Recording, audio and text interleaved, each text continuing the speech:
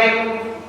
আল্লাহ তাআলা বলছেন মিনহা খালাকনাকুম ওয়া ফিহা নুঈদুকুম ওয়া মিনহা নুখরিজুকুম তাওবাতান উখরা। মিনহা খালাকনাকুম, আল্লাহ বলছে আমি তোমাকে সৃষ্টি করেছি কাকে? আমাদেরকে। জগতে যত প্রাণী আছে, যত জিন আছে, যত প্রাণীগুলো আছে, সমস্ত প্রাণীগুলোর সৃষ্টিকর্তা কে? আল্লাহ। আপনার সৃষ্টিকর্তা আল্লাহ, আমার সৃষ্টিকর্তা আল্লাহ, নাকি অন্য কেউ? যে ব্যক্তি বিশ্বাস করবে তার সৃষ্টিকর্তা অন্য কেউ, তাকে এই দুনিয়াতে পাঠিয়েছে অন্য কেউ, তাহলে সে শিরক করলো। কি করলো?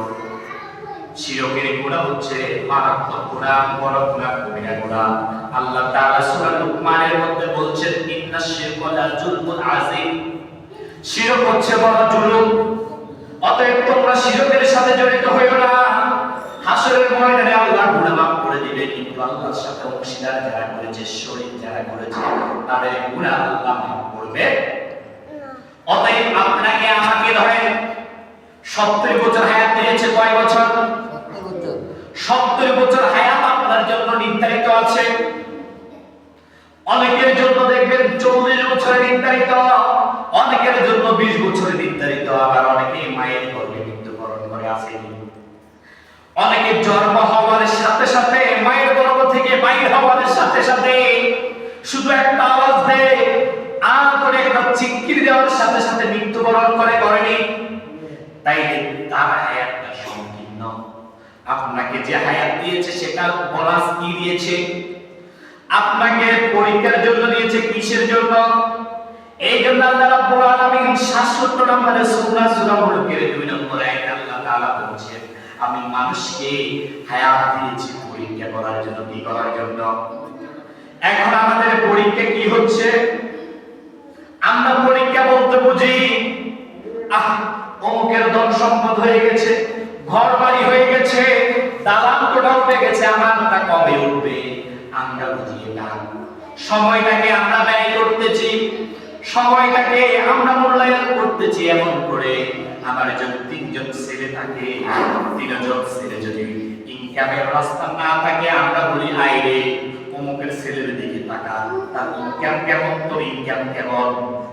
অথচ আল্লাহ রাব্বুল আলামিন বলছেন গোলাম, কোরআনুল কারীমের 103 নম্বর সূরা আসরের 2 নম্বর আয়াতে আল্লাহ তাআলা বলছেন ইন্নাল ইনসানা লাফি খুসর, নিশ্চয়ই তামাম জগতের যত মানুষ আছে সবাই ক্ষতিগ্রস্তের মধ্যে আছে। তামাম জগতের যত মানুষ আছে সবাই ক্ষতিগ্রস্তের মধ্যে আছে। আল্লাহ তাআলা বলছেন আমার মাইকের আওয়াজ যতদূর যাচ্ছে সবাইকে লক্ষ্য করে এক কথাই বলতেছি, আপনি আমি অতীতে নানান গুনাহ করেছি, নানান পাপ করেছি। আল্লাহ তাআলা বলছেন 66 নম্বর সূরা তারিকের 8 নম্বর আয়াতে আল্লাহ তাআলা বলছেন যদি তুমি খালেস ভাবে তওবাতুন নাসুহা, একনিষ্ঠভাবে তওবা করো, তাইলে আল্লাহ তাআলা তোমার অতীতের সমস্ত গুনাহ মাফ করে দিবে। সুবহানাল্লাহ। একই কথা আল্লাহ রাব্বুল আলামিন 9 নম্বর সূরাতুত তাওবা 22 নম্বর আয়াতের মধ্যে বলছেন, 26 নম্বর আয়াতে বলছেন যদি তুমি তওবা করো আল্লাহ তোমার অতীতে যত বড় পাপ করেছো সমস্ত গুনাহ মাফ করে দিবে। সুবহানাল্লাহ। এখন আমরা তওবা করি আবার গুনাহ করি, তওবা করি আবার মানুষকে গালি দিই, আসেনি? এখন আমাদের একটা স্বভাবগত পেশা হয়ে গেছে মানুষকে বাতি জ্বলে মারামারি গালি দেওয়া। এটা একটা স্বভাব হয়ে গেছে না? যদি বাতি আমার বাতি জ্বলে এই কারণে, যদি ছোট নাতিন হয় নাতিনেরা বলে বিয়া বইগিরি, গ্রামের ভাষা যেটা বিয়া বইগিরি, অথচ আপন দাদার জন্য নিজের আপন নাতিনকে বিয়ে করা আল্লাহ হারাম করে দিয়েছে। কি করে দিয়েছে? হারাম করে দিয়েছে। আপনি যে ভাষা ব্যবহার করতেছেন ওই ভাষার কারণে আপনি আল্লাহর কাছে ফাসিক হিসেবে সাব্যস্ত হয়ে যাবেন। নাউযুবিল্লাহ। যদি দেবর হয় কথা নাই, ভাবিকে অকান্ত ভাষায় গালি দিবে,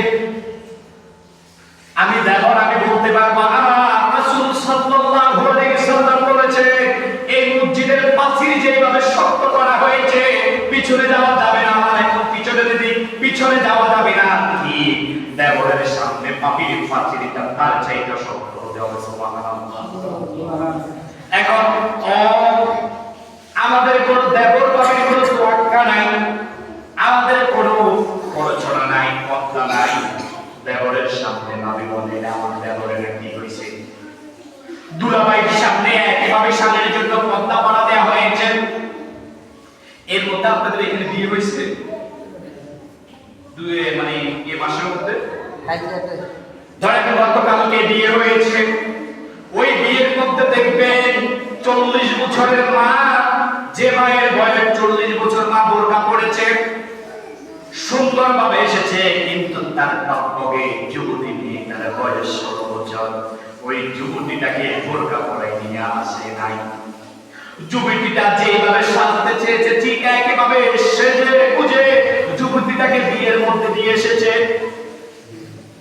ওই যুবতীটাকে আল্লাহ তাআলা বলছে তোমাদের জন্য নামাজ যেভাবে ফরজ করা হয়েছে, রোজা যেভাবে ফরজ করা হয়েছে, হজ যেভাবে টাকাওয়ালার উপর ফরজ করা হয়েছে, যাকাত যেভাবে টাকাওয়ালার উপর ফরজ করা হয়েছে, পর্দাও তোমাদের উপর একইভাবে ফরজ করা হয়েছে। এখন আমরা কি ফরজ মানি না? আপনি দেখেন যদি দুলাভাই আসে, দুলাভাই আসার সাথে সাথে শালী সুন্দরভাবে নিজের উত্তপ্ত জয়বনটা দুলাভাইয়ের সামনে বিলিয়ে দেয়, আছে কিনা? মা বলে তো দুলাভাই আছে, আর কিছু হবে না। আল্লাহ বলছে না হারাম কি? হারাম। দেখেন আল্লাহ কি বলছেন কুরআনুল কারীমের 50 নম্বর সূরা সূরাতুল কফ আয়াত নম্বর 16 আমার আল্লাহ বলছেন লাকাদ খালাকাল ইনসান, আমি আল্লাহ মানুষ সৃষ্টি করেছি। কাকে সৃষ্টি করেছি? শুধু মানুষকে সৃষ্টি করেছি, আর কাকে সৃষ্টি করছে না? এই দুনিয়ার জগতে যত মাখলুকাত আছে, যত প্রাণী আছে, সমস্ত কিছুর সৃষ্টিকর্তা যদি আপনি পদার্থ জীব বলেন, যা কিছু বলেন, সমস্ত কিছুর সৃষ্টিকর্তা কে? আল্লাহ।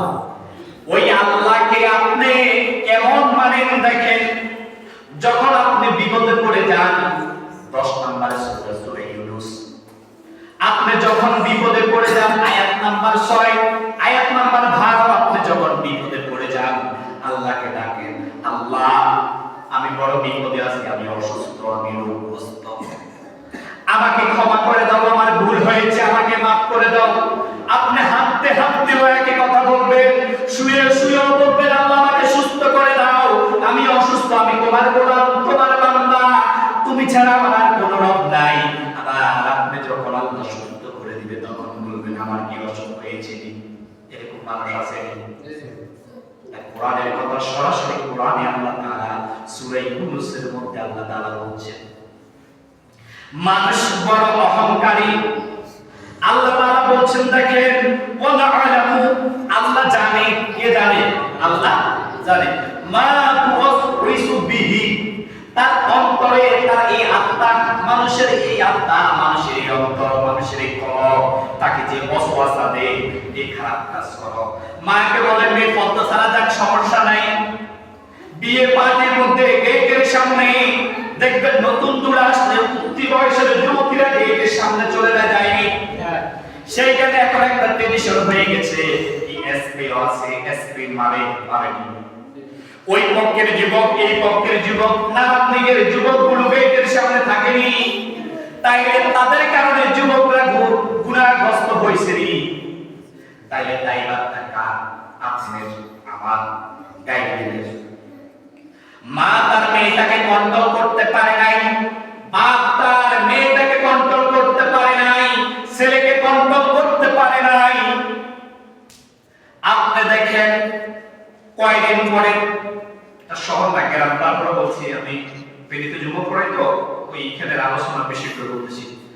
আপনি দেখেন শহরগুলো বলেন আর গ্রাম অঞ্চল বলেন সব এক হয়ে গেছে। এই যে আগামী কয়েকদিনের মধ্যে 31 নাইট পালন হবে, জানুয়ারি মাস উপলক্ষে নানান বাজি ফুটবে, নানান রং তামাশা হবে, নাট্যগীর নাচ হবে, কিন্তু আমার আল্লাহ বলেছেন সেটা হারাম। কি হারাম?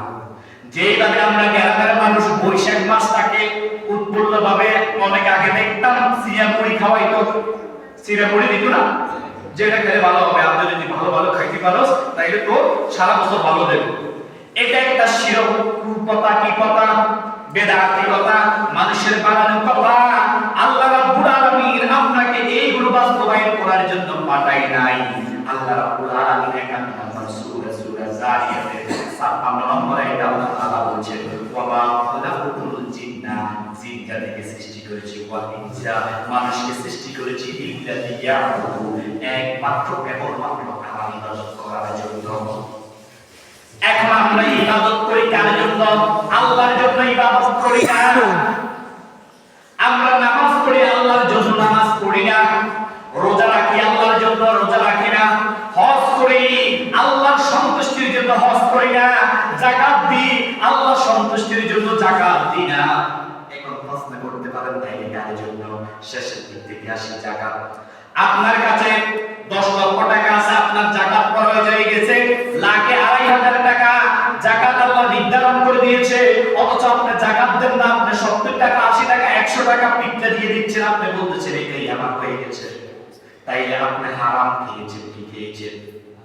আর অধিকাংশ মানুষ দেখবেন যদিও যাকাত দেয় 50 টাকা, 100 টাকা, পুরা গ্রামের মানুষদেরকে ডাক করে পিটিয়ে দেয়নি। আপনাদের গ্রামে আছে? এরকম অসংখ্য মানুষ আছে, লোক তাকে বলবে সে যাকাত দিয়েছে, কি দিয়েছে? আমার আল্লাহ হাসরের ময়দানে এদেরকে ডাকবেন, বলবেন, ও দরিদ্ররা, তুমি আসো আমার কাছে। আমি যে তোমাকে টাকা পয়সা অর্থ সম্পদ দিয়েছি সেটা কোন কাজে ব্যয় করেছো? সে বলবে, ও আল্লাহ, আমি তোমার দেয়া টাকা পয়সা গুলো আমি তোমার কাজে ব্যয় করেছি। আমার আল্লাহ বলবেন, না রে গোলাম, না, তুই টাকা পয়সা আমার জন্য ব্যয় করছ নাই। তুই টাকা পয়সা ব্যয় করেছস, মানুষ তোকে দানবীর বলবে। কি বলবে? দানবীর বলবে। তার জন্য তুই টাকা পয়সা ব্যয় করেছস। ফেরেশতাদেরকে ডাক দিবে, ও আমার জাহান্নাম রূপী ফেরেশতারা, এদিকে আসো। তার গর্দানটা বাঁকা করে দাও। এই গর্দানটা বাঁকা করে পিছনের দিকে দিয়ে দিবে, দুইটা হাত গালের সাথে ভেঙে দিবে, দুইটা হাত এখানে দিয়ে আপনার দুইটা পা আপনার এখানে আল্লাহ শিকল দিয়ে বন্দী করে দিবে। সূরা সূরার মধ্যে কথাগুলো সুন্দরভাবে এসেছে। আপনাকে টেনে হিসড়ে এমন ভাবে নিয়ে যাবে যেন আপনি একটা নর্দমার ব্যাগের থেকেও নিকৃষ্ট। অথচ দুনিয়াতে আপনার কত দাপট ছিল, আপনার গায়ের স্যান্ডেল গ্রামের মানুষ আপনার পাশে হাঁটতে পারতো না। কথা বলতে আপনার গা জ্বলে উঠতো। আপনাকে যদি কোনো গরম কথা বলতো তখন সাথে সাথে আপনি ধমক দিয়ে বলতেন, তুই বেটা পারস নি আমাকে ধমক দিতে, তোর সাথে আমার সাথে মানায়নি। এই কথা বলা হয়। ওই যে আল্লাহ তাআলা বলছেন, মা ওয়াসওয়াসু বিহি, তার কলবটা অন্তরটাকে ওয়াসওয়াসা দেয়, তাকে খারাপ কাজের দিকে ধাবিত করে, তাকে কুমন্ত্রণা দেয়, সে যেন এই পাপাচারে ভুল করে। তাইলে এই গেছে যাকাতের কথা। এবারে আসেন হজের। হজদার ব্যক্তি যার টাকা আছে সে তার উপর হজ ফরজ। এখন অধিকাংশ মানুষ, আমি কিন্তু আপনাদের ইমাম সাহেবকে বসে থাকি কথা বলতেছি, ইমাম সাহেব আপনি দেখেন আপনাদের এলাকায় আছে কিনা জানি না, আমি যেখানে নামাজ পড়াই সেইখানে 90% মানুষ সুদের সাথে জড়িত। কিসের সাথে? আপনাদের এদিকে মনে নাই? এখন আপনার কাছে টাকা আছে, আপনি সুদের কাছে টাকাগুলো দিবেন কিভাবে? একটু লক্ষ্য করেন, আপনার 2 লাখ টাকা আছে, ওই 2 লাখ টাকা যদি আপনি বছরে দেন, লাখে 50,000 করলে 2 বছর, 1 বছর 1 লাখ 2 লাখ আসেনি। তাইলে আপনার পরিশ্রম করার দরকার আসেনি? পরিশ্রম করার দরকার আসেনি? 2 লাখ মার দিলে তো হয়। গুঞ্জান, যেটাকে আমি বোবাহতের ইনকাম বলি, কি বলি? বোবাহতের ইনকাম। ছেলে আছে, জবাব নাই। ছেলে আছে, ইনকাম করার ক্ষমতা নাই, সেটাই বোবাহত, সেটাই সুদের ইনকাম। আর যদি আপনি 6 মাস মেয়াদি দেন, 6 মাস মেয়াদি দিতে হলে আপনাকে 75,000 টাকা সুদে দিতে হবে। যে আছে এরকম সুদ? আর বাজারে সুদ হইলে কথাই নাই। ওই সুদের টাকা দিয়ে আপনি শেষ মেশ বলতেছেন, আমি যখন বৃদ্ধ হয়ে যাব, আমার যখন বয়স হয়ে যাবে, আমি তখন হজ করব। কি করব? হজ করার তখন আল্লাহ কি আপনার ওই টাকা দিয়ে হজ কবুল করবে?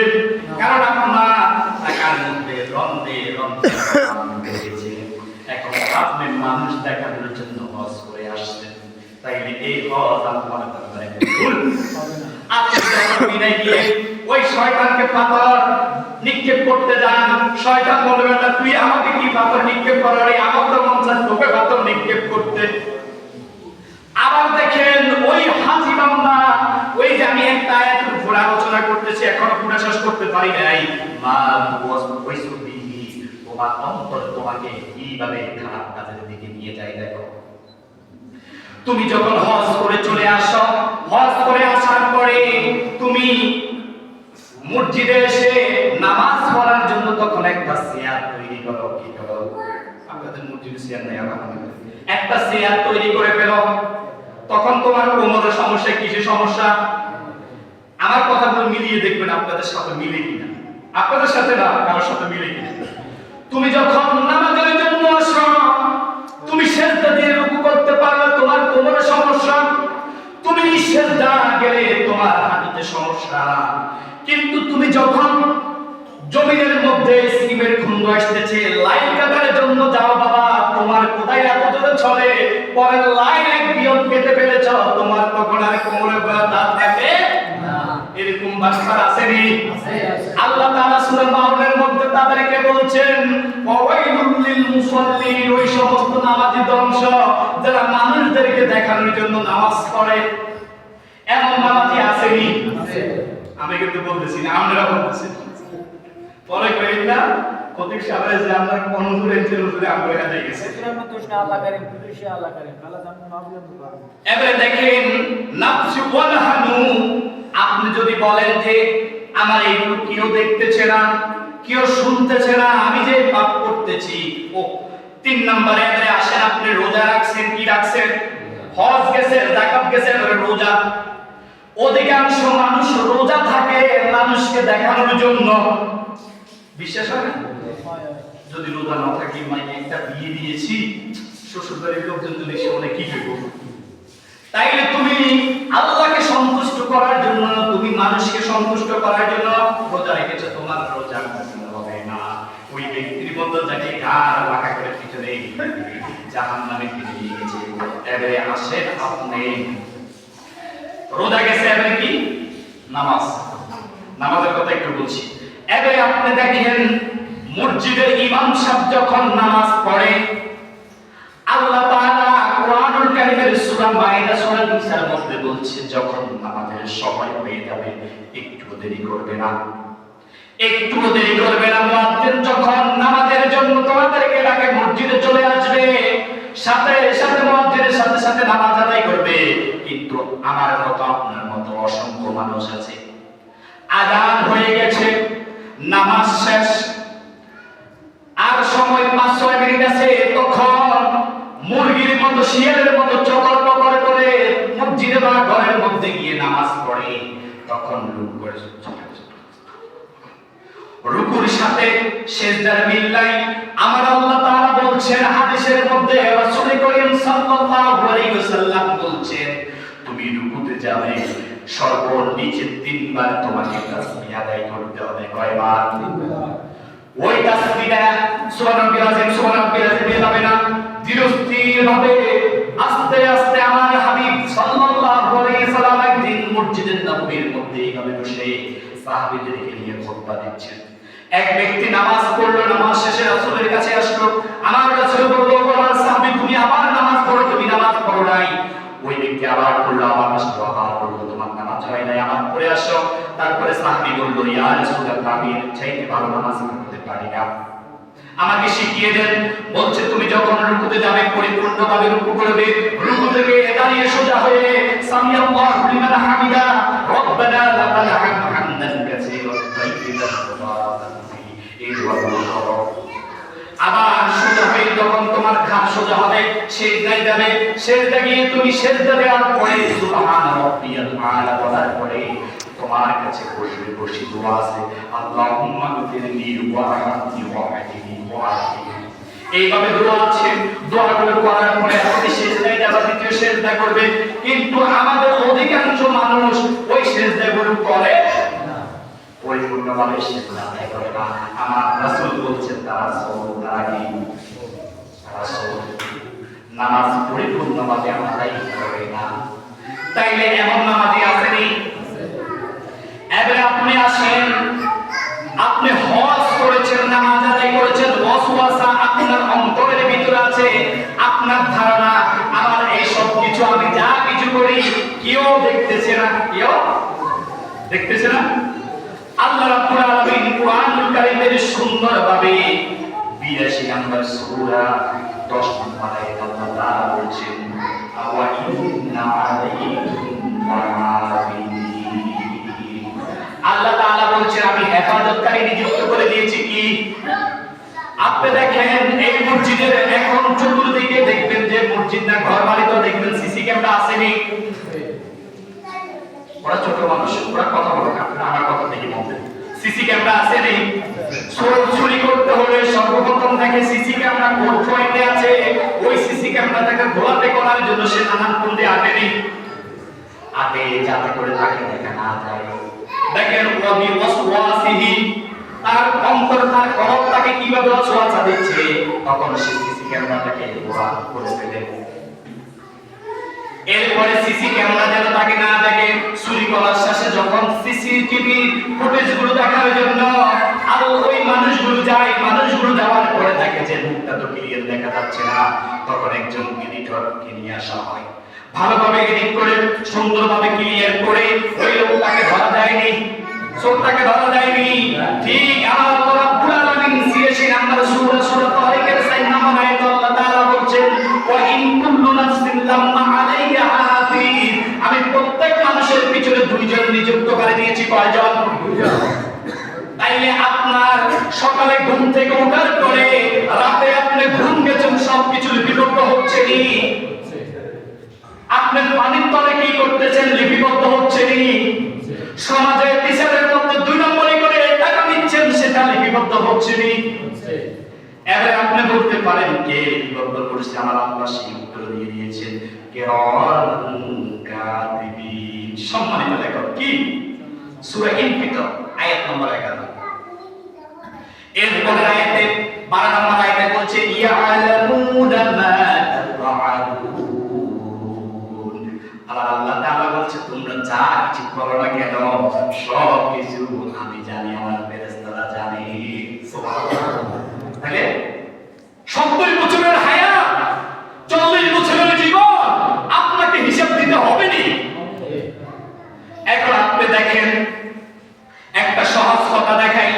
আমার এই টাকা হচ্ছে 100 টাকার নোট, সবাই চিনেন না? এটা মরহুম শেখ মুজিবের ছবি, সবাই চিনেন না? ভুল কথা, সবাই চিনেন। আপনি 100 টাকার নোট চিনেন, 10 টাকার নোট চিনেন, 5 টাকার নোট চিনেননি, 1000 টাকার নোট চিনেননি? চিনেন। আপনি জানেন এটা 10 টাকা, এটা 1000 টাকা।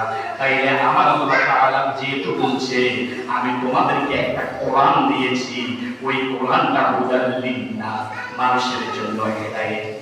ওই কোরআনটা আপনি কখনো ধরেছেন না, পড়েছেন না, ছুঁয়েছেন না, দেখেছেন? আজকে আমাদের মতো হুজুর, আমার আলোচনাটা এইরকম, আমি আমার কথা বলি, আমাদের মতো হুজুর, আমাদের মতো ইমাম সাহেব, আমাদের মতো মুহাদ্দিস, আমাদের মতো মুফতি, আমাদের মতো পীর সাহেব, আমাদের মতো আল্লাহওয়ালা অসংখ্য হুজুর আছে, দেখবেন মানুষদেরকে কোরআনের হক কথা থেকে অনেক দূরে রেখেছেন। রেখেছে না? সত্য জানার জন্য দেয় না। যদি সত্য জানে তাইলে ওই ইমাম সাহেব শুক্রের বয়ে তার জুমার খুতবার আলোচনার মধ্যে সত্য কথা বলে না। তাইলে ইমাম সাহেবের ভিতরেও আল্লাহ তাআলা বলছে মা তুওয়াসু বিহি, তার অন্তরে কুমন্ত্রণা আসেনি।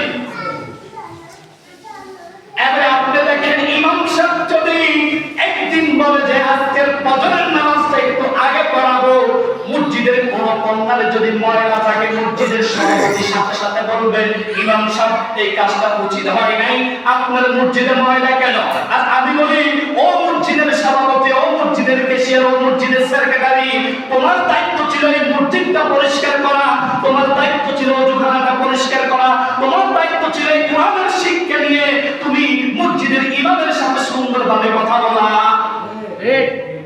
মসজিদের ইমাম সাহেবকে ইমাম সাহেব মনে হয় না?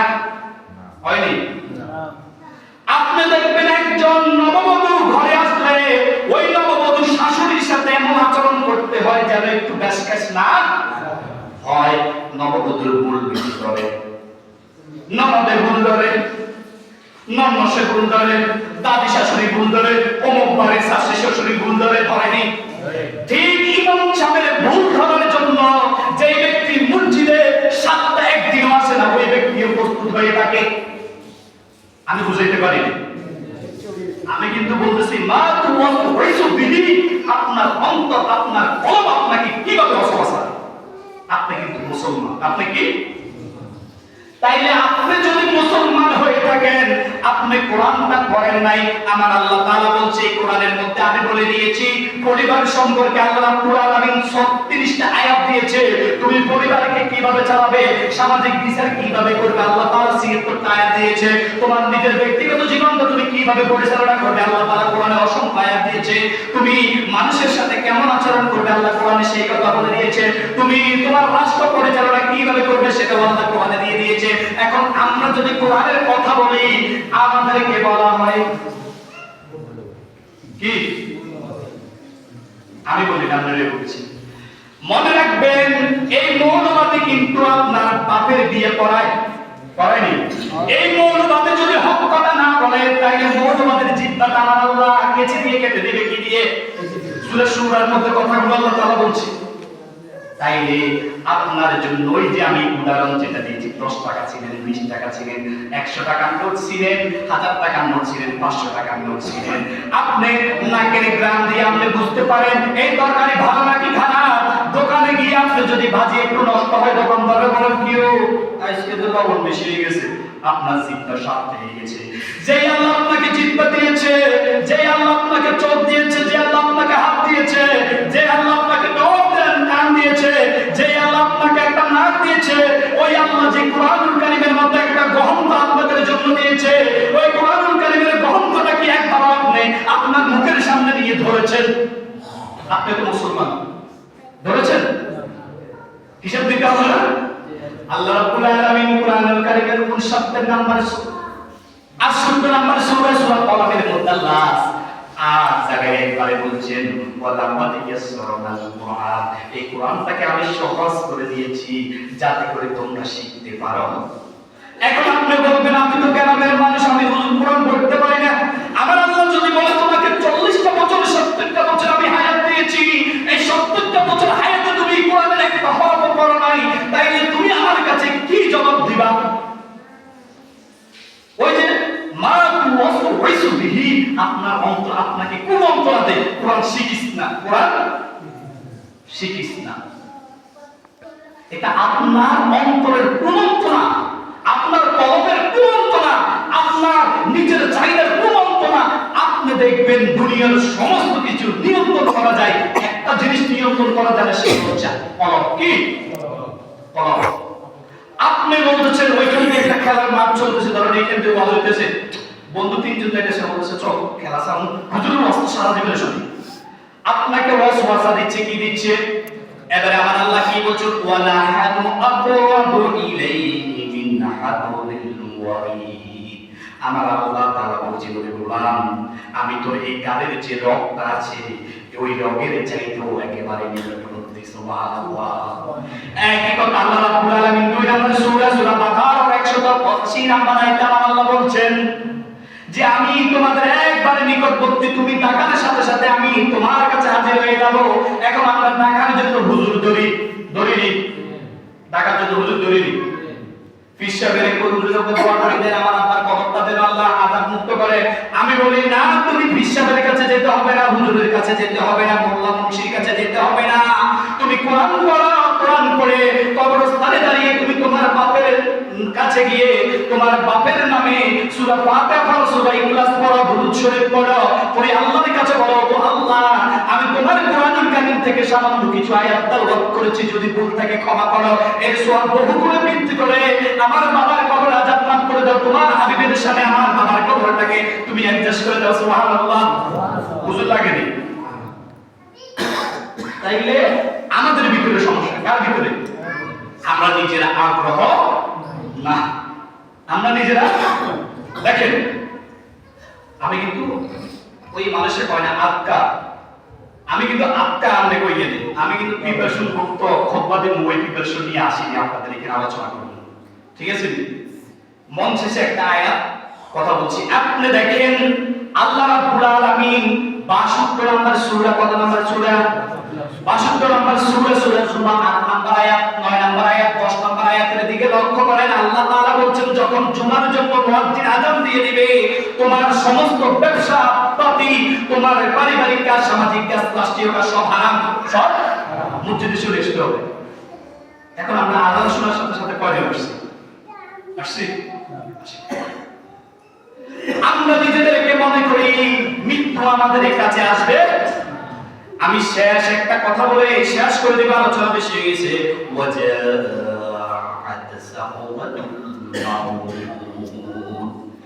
এমন সময় আপনার মৃত্যু আপনার সামনে চলে আসবে, আপনার সামনেও যেতে পারবেন না, পিছনেও যেতে পারবেন না, ডানেও যেতে পারবেন না, বামেও যেতে পারবেন না, উপরেও তাকাতে পারবেন না, নিচেও তাকাতে পারবেন না। আপনার মৃত্যু আপনাকে সাথে সাথে গায়েব করে দেবে। আল্লাহ তাআলা 16 নম্বর সূরা নামকের 17 নম্বর আয়াতে একই কথা বলছে, এক সেকেন্ডও হেরফের হবে না। তাইলে আমাদেরকে কোরআন জানতে, কোরআন বুঝতে, কোরআন অনুযায়ী নিজের জীবন পরিচালনা করতে, কোরআন অনুযায়ী নিজের জীবন, ব্যক্তিগত জীবন, পারিবারিক জীবন, সামাজিক জীবন, রাষ্ট্রীয় জীবন আমাদেরকে পরিচালনা করতে আল্লাহ তাআলা রাসূল সাল্লাল্লাহু আলাইহি সাল্লাম বলছেন, একজন নারীর কারণে তিনজন মানুষ জাহান্নামী হবে। কয়জন? এক নম্বরে তার বাপ, নারী ব্যাপকতায় চলে। দুই নম্বরে তার স্বামী তার স্ত্রীকে ডাইভোর্সের মতো বাইরে করে দেয়। এখন দেখবেন ফেসবুকের মধ্যে কাপড় বলক চলেনি, উলঙ্গ বেহায়া বলা কোয়াল সুট করে গেছে, ওজনে তো জায়গা মতো কইয়ে গেছে, চলেনি এগুলা? তাইলে ওইটা হচ্ছে বেহায়াপনা, অশ্লীলতা। আল্লাহ তাআলা বলছেন সূরা আনআমের মধ্যে, তোমরা অশ্লীলতার দিকে যাবে না, নিশ্চয়ই অশ্লীলতা তোমাদেরকে জাহান্নামের দিকে নিয়ে যায়। এখন আমরা যেটা অশ্লীলতা সেটা গ্রহণ করি। এবারে আসেন 3 নম্বরে নিজেরা আপন বড় ভাই, কারণ ভাই তাকে ডাকতে নাই। আল্লাহ তাআলা আমাদেরকে এগুলো বুঝার মানব বিজ্ঞান করে সকলে বলি আমিন। আসলে আমি এখানে আসছি একটা লক্ষ্য উদ্দেশ্য তো আছে। আমি আসছি, আমরা অনেকে ছিলেন, আমরা লক্ষ্মীপুরা তালিমুল কোরআন মডেল মাদ্রাসা নামে একটা মাদ্রাসা প্রতিষ্ঠা করছি। আপনাদের কাছে উদারতা আহ্বান করব, আপনাদের যে ছেলে সন্তানগুলো আছে একটু কোরআনের শিখে নিজেরা যেহেতু শিক্ষিত হতে পারবেন, ছোট ছোট বাচ্চাগুলো আমরা এখন 4th শ্রেণী পর্যন্ত করছি, আগামীতে এটা ধারাবাহিকভাবে আমরা দাখিল পর্যায়ে নেব ইনশাআল্লাহ। আমরা ভালো আমাদের শিক্ষক দিয়ে সেটা পরিচালনা করব। আপনাদের পক্ষে যদি সম্ভব হয় আমাদেরকে আপনাদের ছোট ছোট বাচ্চাদেরকে দিয়ে সহযোগিতা করবেন ইনশাআল্লাহ। দ্বীনের মার্কাজ হিসেবে আমরা আপনাদের ছেলেগুলোকে রাসূলের সুন্নাত অনুযায়ী, রাসূলের জীবন যাপন অনুযায়ী পরিচালনা করার জন্য আমরা তৈরি করে দিয়েছি ইনশাআল্লাহ।